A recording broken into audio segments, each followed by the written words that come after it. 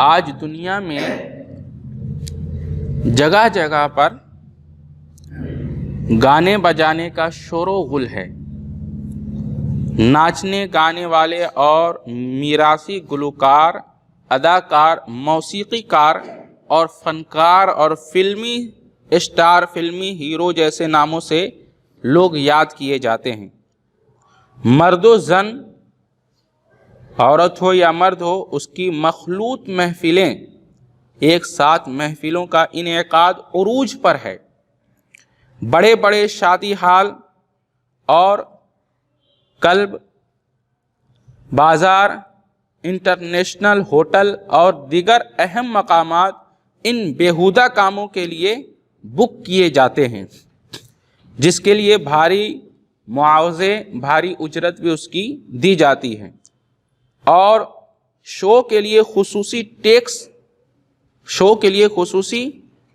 Ticket بھی جاری کیا جاتا ہے، اور اسی طرح سے چست اور باریک لباس، میک اپ سے آراستہ لڑکیاں بھی اس میں آتی ہیں، جسے ثقافت اور کلچر کا نام دیا جاتا ہے۔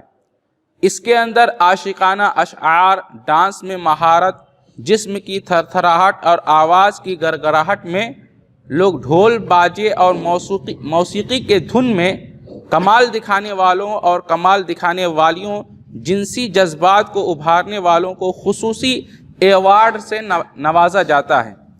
اندرونی یا بیرونی ملک، ہمارے ہندوستان کی بات ہو یا ہندوستان کے باہر کی بات ہو، طائفوں کی شکل میں پروگرام سارا جاری رہتا ہے، اور ثقافت کی ترویج کے نام پر خصوصی ان کے ساتھ معاملات کیے جاتے ہیں۔ عام طور پر شادی بیاہ، سالگرہ اور اس جیسے دیگر مواقع کے اندر بعض ہمارے یہاں کے جو امیر زادے ہیں وہ ایسی محفلوں کی رنگ و رونق بنے نظر آتے ہیں، اور اسی طرح سے غیر مردوں کے ہاتھوں میں ہاتھ ڈال کر ناچنا، تالی بجانا، اور اسی طرح سے ان سے واہیات قسم کی باتیں کرنا، اسی طرح ہر قسم کے فحش جنسی ناولوں اور اس طرح سے واقعات اور کہانیاں کہنا جس سے انسان کے جنسی جذبات ابھرتے ہوں، یہ سارے حالات ہمارے معاشرے کے اور ہمارے ملک کے ہیں۔ اس لیے ضروری ہے کہ ان چیزوں پر کچھ اہم گفتگو کتاب و سنت کی روشنی میں آپ کے سامنے پیش کیا جائے کہ اللہ تعالیٰ نے اس سلسلے میں مسلمانوں کو کیا حکم دیا ہے۔ اگر ہم ایمان والے ہیں اور اللہ کی کتاب پر ایمان رکھتے ہیں تو ہمارے لیے کیا حکم ہے ایسے معاشرے میں کہ ہم کیسے اپنی زندگی گزاریں۔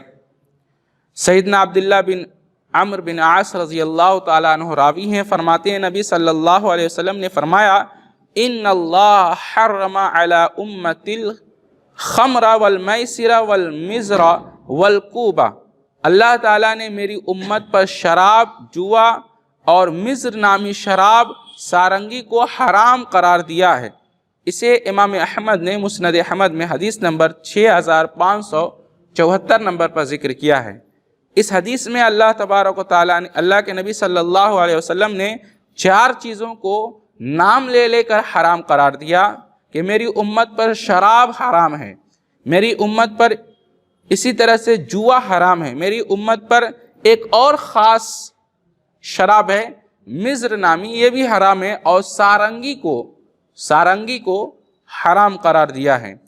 یہ جو ساز بجتے ہیں، سارنگیاں بجتی ہیں، ساز بجتے ہیں، موسیقی بجتی ہیں، اللہ کے نبی نے اس کو حرام قرار دیا ہے، یہ حرام ہے۔ اور ہمارے ہاں کیا معاملہ ہے، ہمیں کا ہر عام و خاص، ہر کسی کے کان میں یہ آواز ضرور جاتی ہے، چاہے وہ صبح کا موقع ہو، دوپہر کا موقع ہو یا شام کا موقع ہو، ہر موقع پر بغیر اس کے ہماری زندگی نہیں گزر رہی ہے۔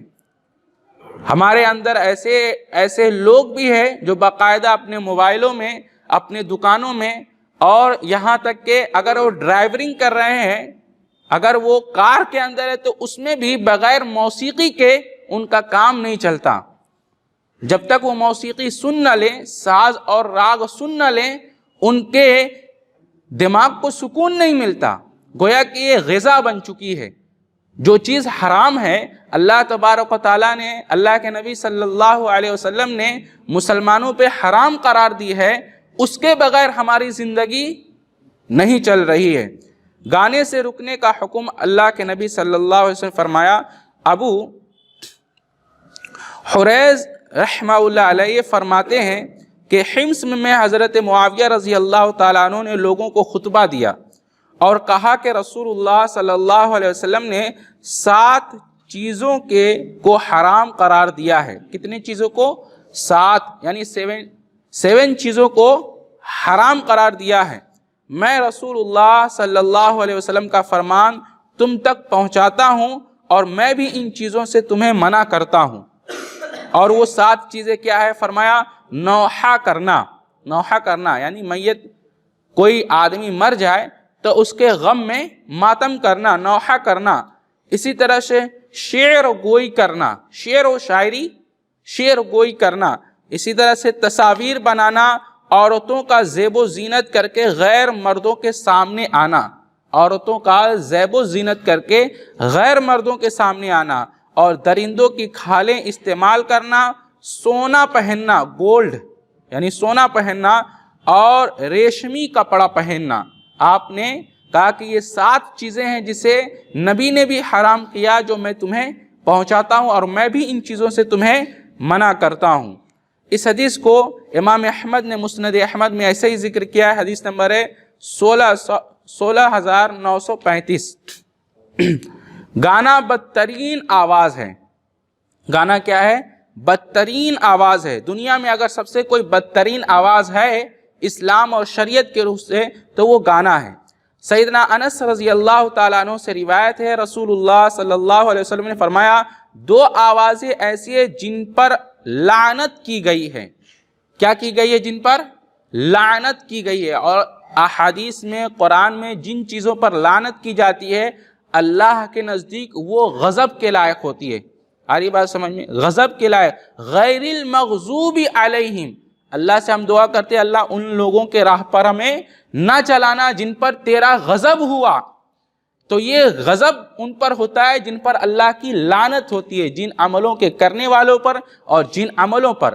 تو 2 آوازیں دنیا میں ایسی ہیں جن پر اللہ کی لعنت کی گئی ہے، اور یہ لعنت بہت بری چیز ہے۔ معلوم ہے لعنت کا مطلب یہ ہے، مختصر میں اس کی وضاحت کرتا چلوں، اللہ کی رحمت کا اٹھ جانا۔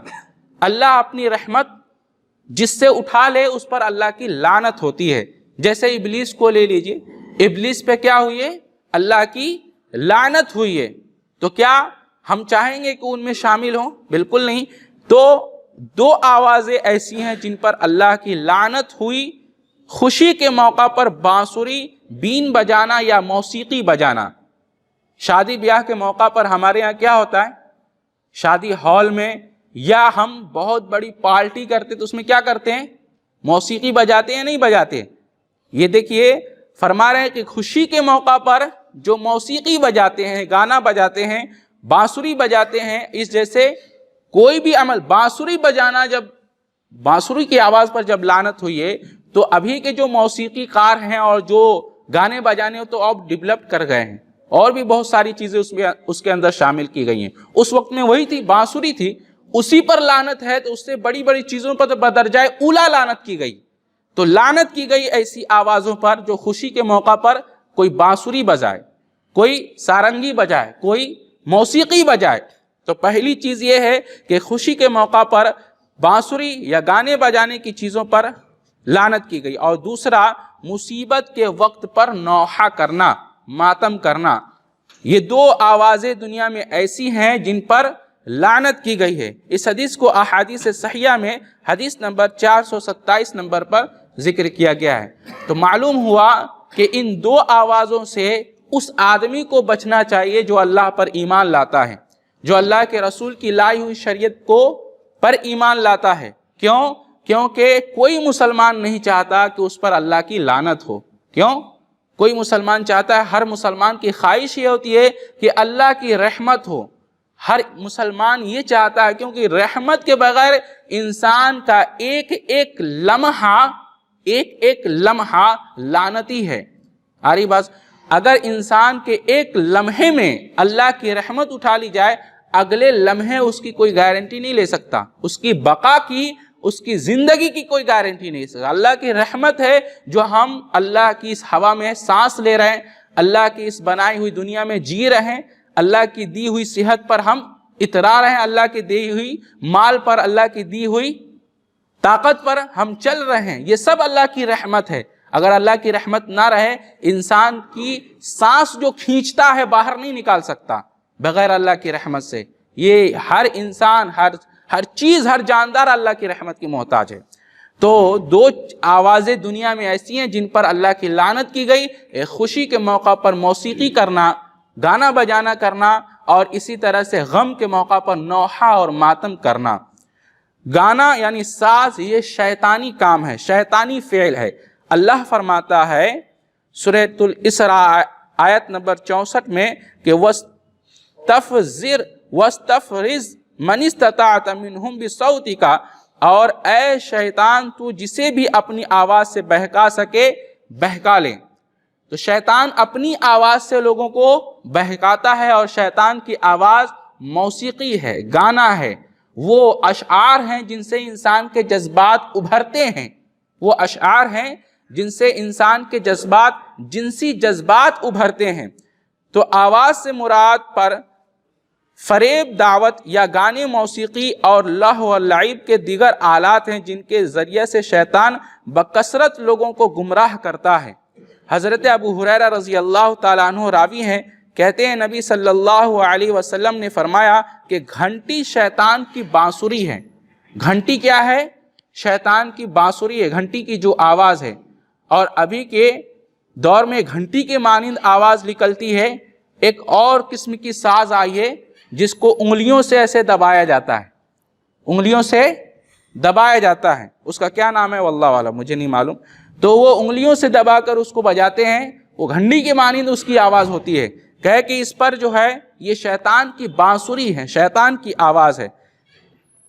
اسی طرح سے اس حدیث کو امام مسلم رحمہ اللہ علیہ مسلم شریف میں حدیث نمبر 2114 نمبر پر ذکر کیا گیا ہے کہ گھنٹی یہ شیطان کی آواز ہے. امام مجاہد رحمہ اللہ علیہ جو بہت بڑے مفسر ہیں قرآن کے، یہ فرماتے ہیں کہ اس سے مراد صوت المزامیر یعنی شیطان کی آواز گانے بجانے ہیں. اور ابن عباس رحمہ اللہ علیہ، ابن عباس رضی اللہ تعالیٰ عنہ فرماتے ہیں کہ گانا اور ساز اور لہو و لعب کی آوازیں یہی شیطان کی آوازیں جن کے ذریعے سے وہ لوگوں کو حق کے راستے سے روکتا ہے اور حق کے راستے پر نہیں آنے دیتا.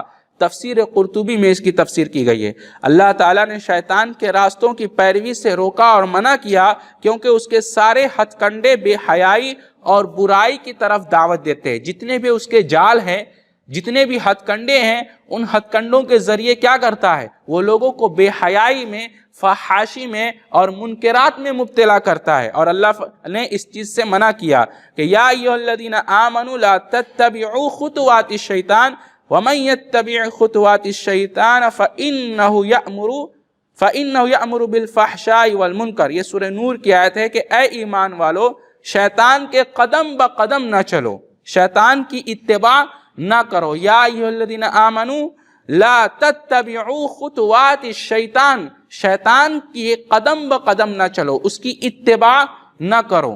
اب اس کو تھوڑا اتباع کو سمجھ لیجئے. اتباع کسے کہتے؟ اللہ کے نبی صلی اللہ علیہ وسلم جب کسی مکے کے اندر کسی مجلس میں جاتے، بازار میں جاتے، لوگوں کو کہتے کہ میں اللہ کا رسول ہوں اور میں یہ تم سب کو بتاتا ہوں کہ جن کی تم اللہ کے علاوہ عبادت کرتے ہو یہ تمہیں کوئی نفع نہیں دے سکتے، تو تم صرف اور صرف اللہ ہی کی عبادت کرو اور اس کے ساتھ کسی کو شریک نہ کرو.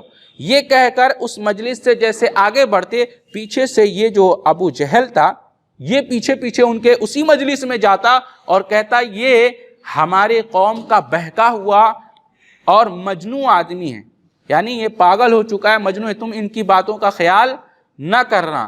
تو وہ پیچھے پیچھے اسی مجلس میں وہیں جاتا، وہیں کھڑا ہوتا جہاں پر اللہ کے نبی صلی اللہ علیہ وسلم لوگوں کو کھڑے ہو کر اور جا کر دعوت دیتے تھے تو وہ کیا کرتا تھا؟ ان کی اتباع کرتا تھا، لیکن ان کی برائی کرتا تھا، اتباع میں برائی کرتا تھا، یعنی ان کے پیچھے پیچھے قدم با قدم، قدم کے نشانات پر قدم رکھنا، یہ اتباع کہلاتا ہے۔ ایک آدمی آگے چل رہا ہے اور اس کے پیچھے پیچھے اسی کے قدم کے نشانات پر آپ اپنے قدم رکھیں، یہ اتباع کہلاتا ہے۔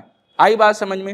تو شیطان کی اتباع نہ کرو، لا تتبعوا خطوات الشیطان، اے ایمان والو تم شیطان کی اتباع نہ کرو۔ ومن یتبع خطوات الشیطان، کہ شیطان کی اتباع کرو گے تو کیا ہوگا؟ فإنہ یأمر بالفحشاء والمنکر، وہ تمہیں فحشا اور منکر میں مبتلا کرے گا۔ وہ تمہیں کس میں مبتلا کرے گا؟ فحشا میں اور منکر میں۔ اب فحشا اور منکر کو سمجھ لیجئے، یہ فحشا کیا ہے اور منکر کیا ہے؟ جب جانیں گے تب تو بچیں گے۔ فحشا کہتے ہیں، یہ لفظ آیا ہے قوم لوط کے بارے میں، اللہ نے استعمال کیا ہے۔ کس کو؟ لفظ فحش کو، قوم لوط۔ اور لوطی قوم کیا کرتی تھی؟ ان کے جنسی جذبات اس قدر بے اعتدال ہو گئے تھے، ان کے جنسی یاد رکھیے، جنسی جذبات ان کے اس قدر بے اعتدال ہو گئے تھے، بے قابو ہو گئے تھے کہ وہ عورتوں کو چھوڑ کر مردوں کے پاس جاتے تھے، عورتوں کو چھوڑ کر مردوں کے پاس جاتے تھے۔ تو ان کے نبی حضرت لوط علیہ السلام نے کہا تم تو ایسی عمل کر رہے ہو، ایسا کام کر رہے ہو جو تم سے پہلے کسی قوم نے نہیں کیا، اور وہاں اس عمل کے بارے میں لفظ فحش کا استعمال کیا۔ تو یہ لفظ فحش اس عمل کے بارے میں استعمال ہوا کہ انسان کے جذبات اس قدر بے اعتدال ہو جائیں کہ اس سے بے قابو ہو جائیں، اس کے قابو کے باہر ہو جائیں، یہ لفظ فحشا ہے۔ اب کوئی پوچھے فحشا کیا ہے، کس عمل کو فحشا کہتے ہیں؟ تو آپ کہیں کہ انسانی جذبات بے اعتدال ہو جائیں، اور بے اعتدالی میں، بے قابو میں جو عمل وجود میں آئے اس کو فحشا کہتے ہیں۔ اب اس میں ہر چیز مراد ہو سکتی ہے، گانا بھی ہو سکتا ہے، شعر و شاعری بھی ہو سکتی ہے، کہانیاں بھی ہو سکتی ہے، ناول جو جنسی جذبات کے ابھارنے والی جو کہانیاں ہوتی ہیں وہ بھی ہو سکتے ہیں، بد اخلاق لٹریچر ہو سکتے ہیں، بد اخلاق تصویریں ہو سکتی ہیں۔ ہر وہ چیز جس کو دیکھ کر، جس کو سن کر، جس کو بول کر انسان کے جذبات ابھرتے ہیں، وہ چیز فحشا میں شامل ہوگی۔ سمجھ میں آ گیا فحشا کسے کہتے ہیں؟ تو شیطان کیا کرتا ہے؟ اسی میں لوگوں کو مبتلا کرتا ہے اور اس طرح لوگوں کو گمراہ کرتا ہے، انسان کے جذبات کو بے اعتدال کر کے، اور اس طرح سے لوگوں کو اللہ کے راستے سے روکتا ہے اور منع کرتا ہے۔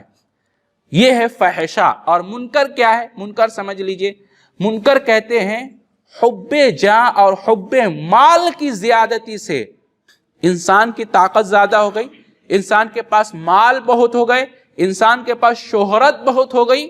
اب شہرت ہو گئی، مال ہو گئی، طاقت ہو گئی، تو انسان کا جو سوچنے کی فکر ہے وہ زمین سے آسمان پر چلی گئی۔ اب نتیجہ کیا ہوا؟ نتیجہ یہ ہوا کہ اس نے ہر وہ کام کرنے لگا جو اس کا دل چاہتا تھا، اس نے اپنے نفس کی اتباع کی، ہر کام میں اپنے ہوا کی پیروی کی، کسی کو چاہا مار دیا، کسی کا چاہا حق چھین لیا، کسی کو چاہا گالی دے دیا، کسی کا چاہا دکان ہڑپ لیا، کسی کا چاہا مکان ہڑپ لیا۔ تو حب جاں، حب مال کی زیادتی سے جو عمل وجود میں آئے وہ منکر کہلاتی ہے۔ آئی بات سمجھ میں؟ اور فحشا کہلاتی ہے کہ جنسی جذبات جب بے اعتدال ہو جائیں، جنسی جذبات کی بے اعتدالی میں جو عمل وجود میں آئے وہ فحشا کہلاتی ہے۔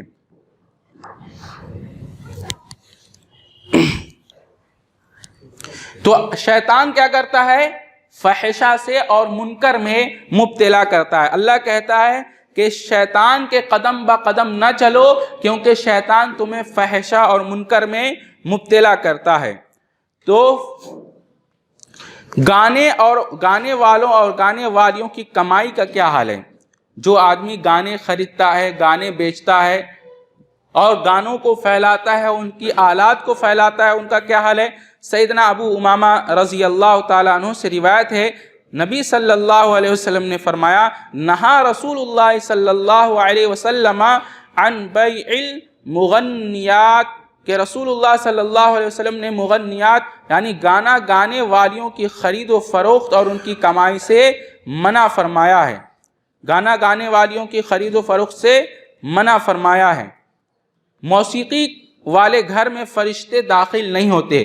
جس گھر میں موسیقی یعنی گانے راگ ساز بجتے ہیں وہاں فرشتے داخل نہیں ہوتے. لوگ کہتے ہیں نا ہمارے گھر میں سکون نہیں ہے, ہمارے گھر میں عافیت نہیں ہے, ہمارے گھر میں رحمت نہیں ہے, ہمارے گھر میں کیا ہے بڑی بے چینی ہے, بڑا بے سکون ہے, ہمیشہ لوگوں سے جھگڑے ہوتے ہیں, ہمیشہ لڑائیاں ہوتی ہیں, ہمیشہ کسی نہ کسی بات کی وجہ سے گھر میں آفت اور مصیبت رہتی ہی ہے.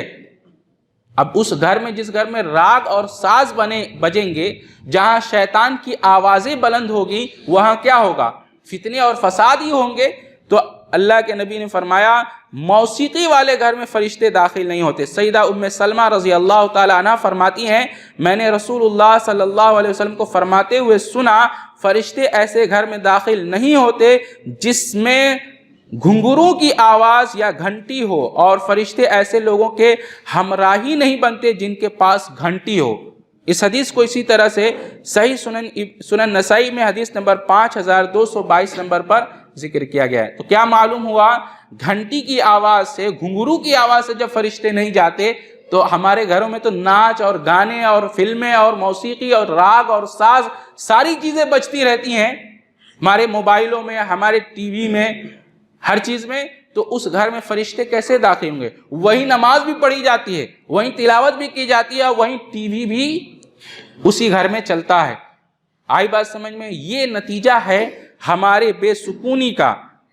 فرشتے ایسے گھر میں داخل نہیں ہوتے جس گھر میں گھنگرو کی آواز اور گھنٹی کی آواز بجتی ہے. تو گھنٹی والے جانور ہیں, جانور کے گلے میں گھنٹی باندھنا کیسا ہے؟ ایسا ہوتا ہے. عام لوگوں کا سوال بھی ہے. اما عائشہ صدیقہ رضی اللہ تعالیٰ عنہ فرماتی ہیں نبی صلی اللہ علیہ وسلم نے بدر کے دن حکم دیا کہ اونٹوں کی گردنوں سے گھنٹیوں کو کاٹ کر الگ کر دیا جائے. صحیح مسند احمد کے اندر یہ روایت ہے, 25166 نمبر کی روایت ہے. کیا معلوم ہوا کہ جانور کے گلے میں بھی گھنٹی ہی نہیں باندھنا چاہیے. اللہ کے نبی نے منع کیا. موسیقی سننے پر اللہ کے نبی صلی اللہ علیہ وسلم کا طرز عمل کیا تھا؟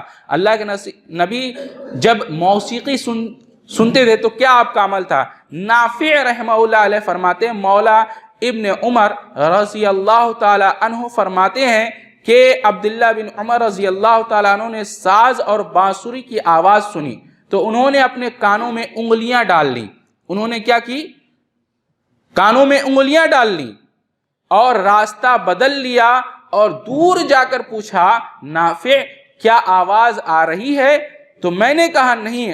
تب انہوں نے اپنی انگلیاں اپنے کان سے نکال کر فرمایا کہ ایک دفعہ میں رسول اللہ صلی اللہ علیہ وسلم کے ساتھ تھا, آپ نے ایسے ہی آواز سنی تھی اور آواز سن کر میری طرح آپ نے اپنے کانوں میں انگلیاں ڈال لی تھیں. اس حدیث کو سنن ابی داؤد میں امام داؤد نے ذکر کیا حدیث نمبر 4524 نمبر پر.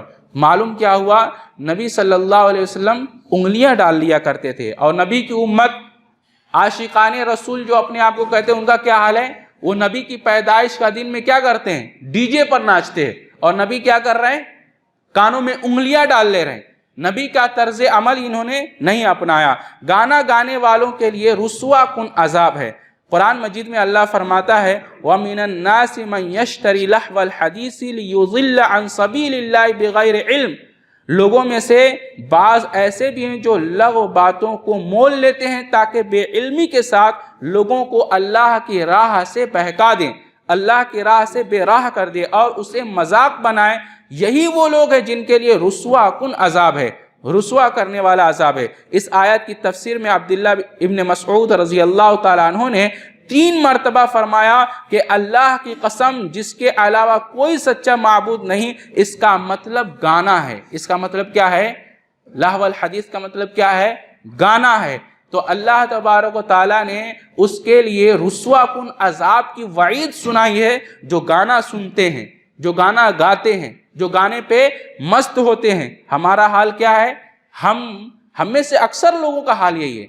آخر میں ہم اللہ سے دعا کرتے ہیں یا رب العالمین اس آواز سے ہم سب کو تو اپنی پناہ میں رکھ یا رب العالمین، ہم سب کی گناہوں کو معاف فرما یا رب العالمین یا ارحم الراحمین۔ ہم نے تیرے احکامات کو ٹھکرایا ہے یا رب العالمین، یقیناً تو غفور الرحیم ہے یا رب العالمین، ہم تیری رحمت سے امید کرتے ہیں یا رب العالمین، تو اپنی رحمت سے ہم سب کی مغفرت فرما یا رب العالمین۔ ابھی اور اسی وقت یا رب العالمین ہم اپنی تیری بارگاہ میں اپنی جھولی پھیلا کر دعا کرتے ہیں یا رب العالمین، ہم نے اب تک تیرے احکامات کو ٹھکرایا، لیکن آئندہ یا رب العالمین ہم تیرے احکامات پر اپنی استطاعت کے مطابق عمل کرتے رہیں گے انشاءاللہ یا رب العالمین یا ارحم الراحمین۔ ہم آئندہ کبھی بھی موسیقی، گانا، موویز، ان چیزوں کو ہم نہ ہی دیکھیں گے اور نہ ہی سنیں گے یا رب العالمین یا ارحم الراحمین یا الہ العالمین۔ ہم سب کو تو اس بات کی توفیق عطا فرما کہ جو شیطان کی ساز اور راگ ہے یا رب العالمین، اس سے ہم سب کی حفاظت فرما یا رب العالمین یا ارحم الراحمین۔ ہم سب بھائی بہنوں اور تمام مسلمانوں کو یا رب العالمین دین کی صحیح سمجھ عطا فرما یا رب العالمین یا ارحم الراحمین یا الہ العالمین یا رب العالمین۔ آج تک یا رب العالمین ہم سب گانا سنتے آئے ہیں، موسیقی سنتے آئے ہیں یا رب العالمین، لیکن ہم توبہ کرتے ہیں اپنے عملوں سے یا رب العالمین، تو اپنی رحمت سے ہماری توبہ قبول فرما اور آئندہ کبھی بھی یا رب العالمین ہمیں موسیقی، گانا بجانا اور ان چیزوں کو دیکھنے اور سننے کی یا رب العالمین ہمیں اپنی حفاظت میں رہ لے یا رب العالمین یا ارحم الراحمین۔ ان چیزوں سے ہمیں دور کر دے یا رب العالمین، ان چیزوں سے تو اپنی پناہ میں لے لے یا رب العالمین۔ تو اپنی محبت ہمارے دلوں میں پیدا فرما یا رب العالمین، ہمیں ایسا ایمان عطا فرما جیسا کہ صحابہ کرام کو عطا فرمایا تھا یا رب العالمین۔ ہمیں ہر قسم کی فحشہ اور منکر سے ہم سب کو دور فرما، شیطان کے ہر قسم کے وسوسوں سے ہمیں دور فرما، شیطان کے ہر قسم کے جال اور ہتھ کنڈوں سے ہم سب کی حفاظت فرما یا رب العالمین یا ارحم الراحمین۔ ہم سب کو تو توحید پر قائم فرما اور توحید پہ خاتمہ بالخیر فرما یا رب العالمین یا رب العالمین۔ ہم سب کو تو عذاب قبر سے حفاظت فرما، عذاب جہنم سے حفاظت فرما، کل قیامت کے تو محمد رسول اللہ صلی اللہ علیہ وسلم کے ہاتھ سے جام کوثر عطا فرما یا رب العالمین۔ محمد رسول اللہ صلی اللہ علیہ وسلم کی شفاعت ہم سب کو نصیب فرما یا رب العالمین یا ارحم الراحمین۔ ہم سب کو جنت میں جنت الفردوس عطا فرما یا رب العالمین، تو ہم سب کو جنت میں اپنا دیدار نصیب فرما یا رب العالمین۔ ہم سب کی اس دعا کو تو اپنے فضل، اپنے کرم سے قبول فرما۔ آخر دعوانا